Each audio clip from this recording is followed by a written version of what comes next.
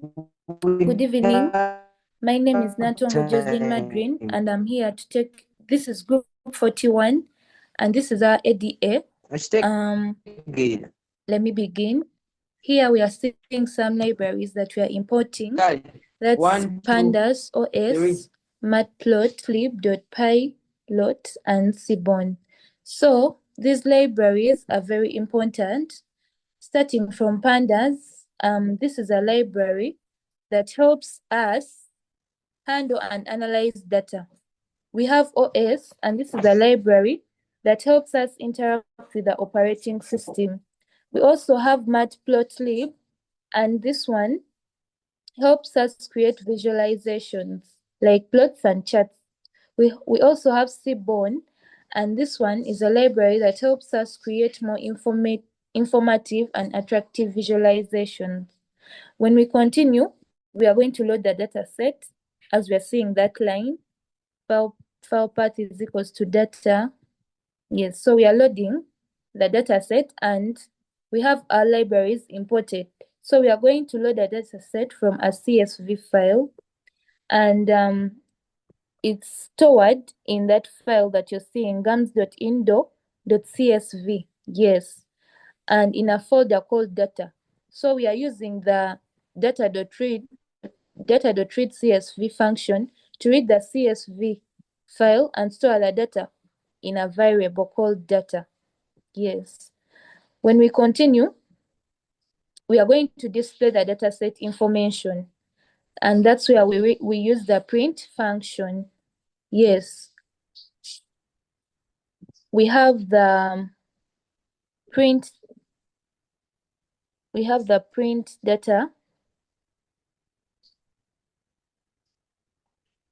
We have the print dataset size os.path gets here.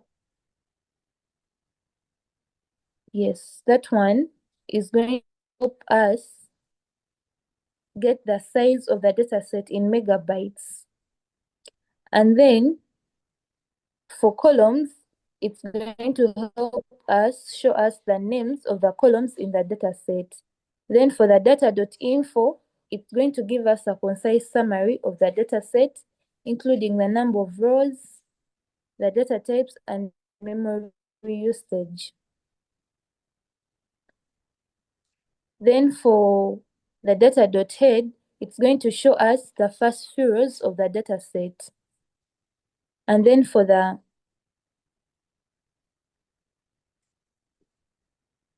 as it's being showed there.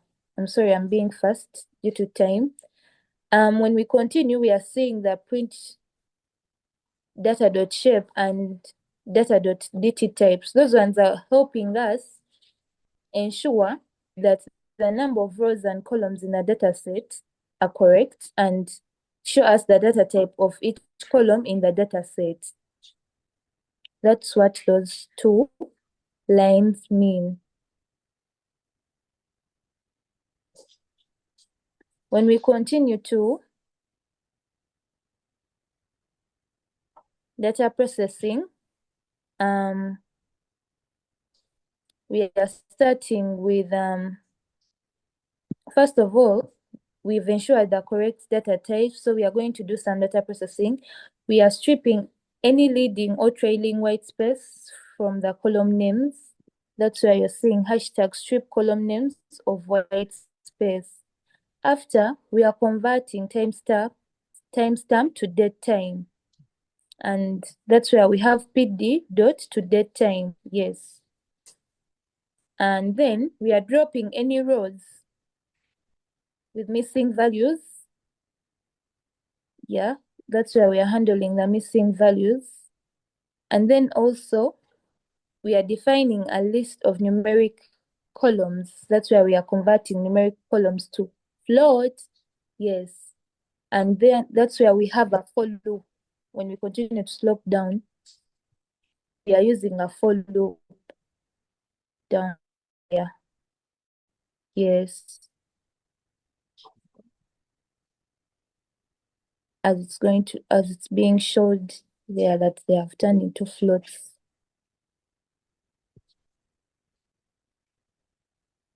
As I wait for the next presenter, let me take you through part 5.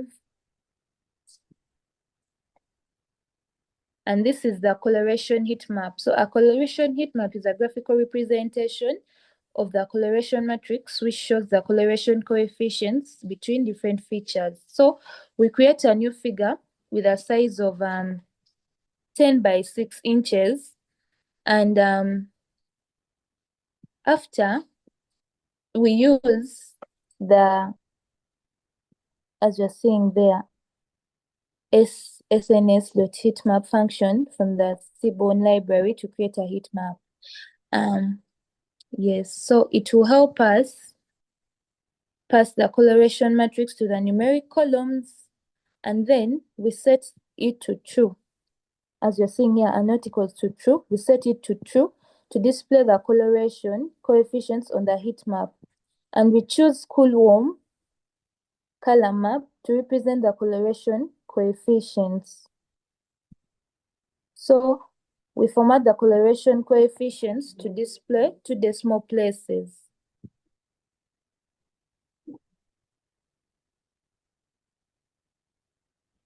We also add a title to the heat map using plt.title. And finally, we display the heat map using plt.show.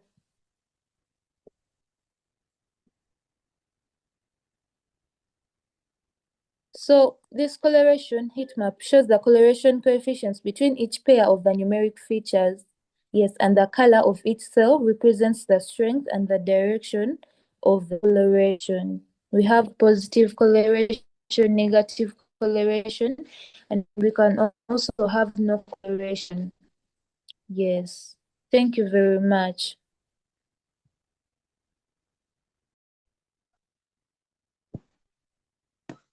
Yeah, I'm by names of Katenderoni Magala. I'm from group 41, and I'll be taking you through the exploratory data analysis of our project of indoor air quality monitoring.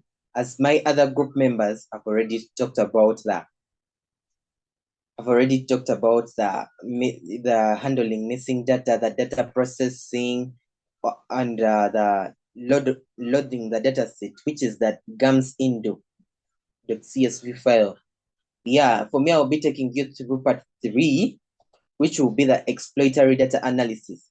Here, we shall deal with the summary statistics first of all. The summary statistics majorly will focus on printing out the descriptions, let me say the STDs, the percentages, the counts, the means, the 25, let me say the percentages of 25%, how has it been in 50%, how has it been in 70%, how has it been at the maximum, like what are the units?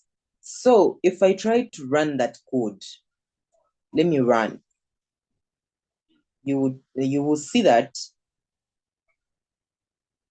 if I run it like here, so this is the summary statistics that I'm talking about, this one. Yeah, if I run it, you will see the count, the mean, the count. Okay, the mean is repeating itself. Let me try to delete this. Delete both all pythons. Let me run again. Yeah, furthermore, let me talk about the further feature distribution as it runs. So the feature distribution, it's here, it has run. Let me first close this, minimize. You will see the summary statistics here. It has the count, the mean, the STD, the mean, the minimum, the 25%, the 50%, and the 75%, and the maximum. Yeah, that is the how, and these are the features, the carbon dioxide, which we call the numeric columns. The carbon dioxide, the humidity, the PM10, the PM25, or PM2.5, the temperature, and the fog. So going further to the feature distribution. Feature distribution here, we are going to plot histograms. The first line of code says plot figure of figure size 12 and 8. Figure size means that we shall like the length and the width. The length and the width. So here we have the data, which is within the data numeric column, the data of the numeric columns, or like the data of the feature.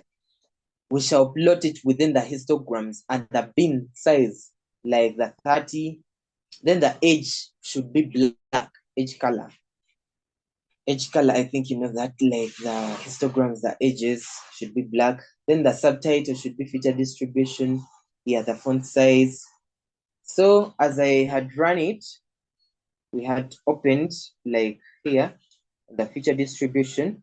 We shall see that here the feature distribution, like we have the carbon dioxide, the humidity, the PM10, the PM2.5, the temperature, and the VOC. If I close this one, going further to the box plot here is used to detect outliers. Let me say that we have a range from 0 to 100. And then the box, like the major box, is between the 30 and the 70. There, within that 30 and 70, the concentration, let me say, of carbon dioxide is too much. Like it will lie there. The concentration of the carbon dioxide will lie there majorly. Then these outliers, let me say that they have gone out of the range. Yeah, those are the outliers that have gone within from the list from 0 to 10, or from 0 to 30, then from 70 to 100. Those are the outliers, those points that you will always find within, like out of that box. So if I'm to show you here specifically, yeah, let me first close this one, then it will run. Yeah, this is what I'm talking about. So these ones, the great circular stuff, let me say on carbon dioxide, those are the outliers. So much concentration was seen here with between 500 to 1000. As you can see, that is the box plot of features. The box plots, as you can see, the ones of humidity, the ones that are ranging between the 60, the 50, and above the 70, those are the outliers. We just wanted to focus, like how many, like what is the concentration within the 40 and the 30. Yeah. So going further, we have the time series analysis. The time series analysis here, we shall plot the feature names. We have a function plotting that, which we have to put the feature name. The feature name here, we shall use majorly the carbon dioxide, those features as we know from our data. So yeah, here we are going further, like the plotting the figure size, as I've explained. The X labels here, we are just labeling the graph. The timestamp will be on the X-axis, then the feature name will be on the Y-axis, the feature name, the value. Then the title should be the feature name levels over the timestamps. Time series here, majorly we are dealing with periods of time. Like how was the carbon dioxide concentration within this period of time? What was that trend? Was it rising? Was it like going within valleys and like that? Yeah. So if we are to see here, it will ask me enter feature that you want to plot. Yeah, I can say that I want to plot carbon dioxide. Then it will plot for me a graph of carbon dioxide, showing me how carbon dioxide has been moving all over the trends. Let me say within days, since we say days. Yeah, you shall see here that's from 15th of 2016, it rose up to its maximum, but then it went on decreasing. Yeah, so it will ask me here, like we did that because we wanted to show different features. We didn't want to just plot at once, but what if the user wants to just check humidity? Let me say that humidity, if I want to, okay, sorry, I